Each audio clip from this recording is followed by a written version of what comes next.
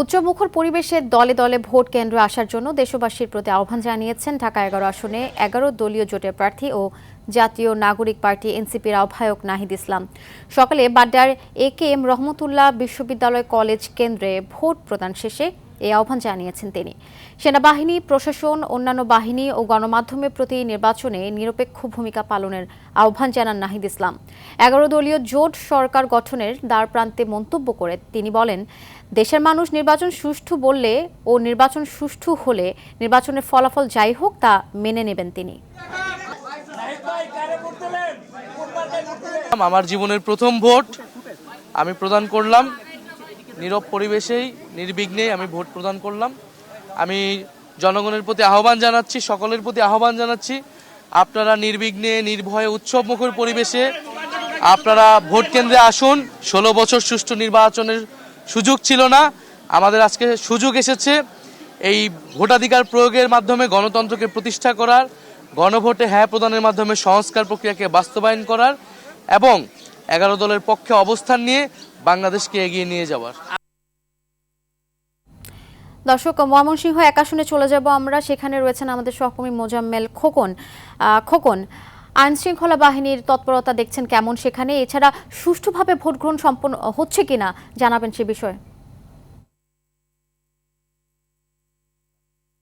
আফসানা, ৭:৩০ থেকেই ময়মনসিংহের যে ধুবাউড়া ১ সংসদীয় আসন, সেই আসনটিতে কিন্তু আমরা সকাল থেকেই দেখেছি আইন শৃঙ্খলার বাহিনীর যে তৎপরতা সেটি কিন্তু লক্ষণীয়। অর্থাৎ র্যাব, বিজিবি এর পাশাপাশি বিভিন্ন গোয়েন্দা সংস্থাও কিন্তু এখানে বিভিন্নভাবে নজরদারি রেখেছেন।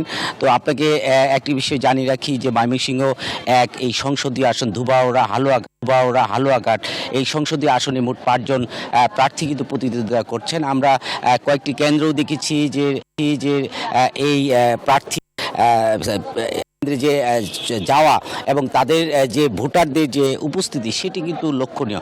অর্থাৎ ভোটাররা এখানে কিন্তু সকাল থেকে তারা লাইনে দাঁড়িয়ে ভোট দিচ্ছেন। অর্থাৎ এখানে কিন্তু অধিকাংশ ভোটারই কিন্তু বয়োজ্যেষ্ঠ, অর্থাৎ কেউ তাদের পরিবারের সদস্যদের সহযোগিতায় এই ভোট কেন্দ্রে এসেছেন, এসে তারা ভোট প্রদান করছেন।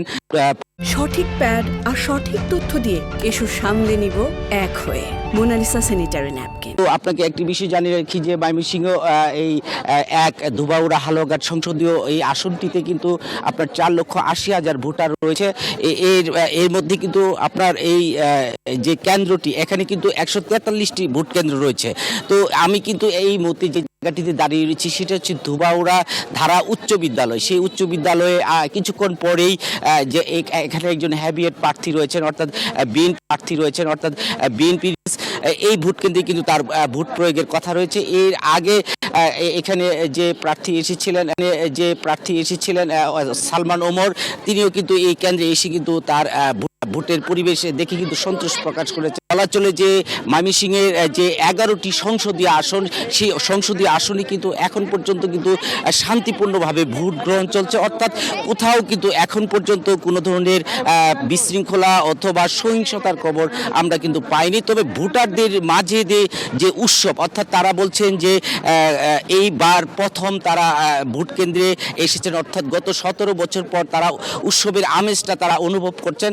আমরা বিভিন্ন ভোটারদের অনুভূতি জানতে চেয়েছি। তারা যেমনটি বলছিলেন যে এই যে গত যে ১৫ বছর, ১৬ বছর বা ১৭ বছরে যে নির্বাচনগুলো হয়েছে সেই নির্বাচনগুলোতে তাদের অনুপস্থিতি ছিল, কারণ তাদের সেখানে ভোট দেওয়ার আগ্রহটা তাদের কম ছিল। কিন্তু এইবার তাদের ভোট দেওয়ার আগ্রহ কিন্তু প্রচুর লক্ষ্য করা গিয়েছে।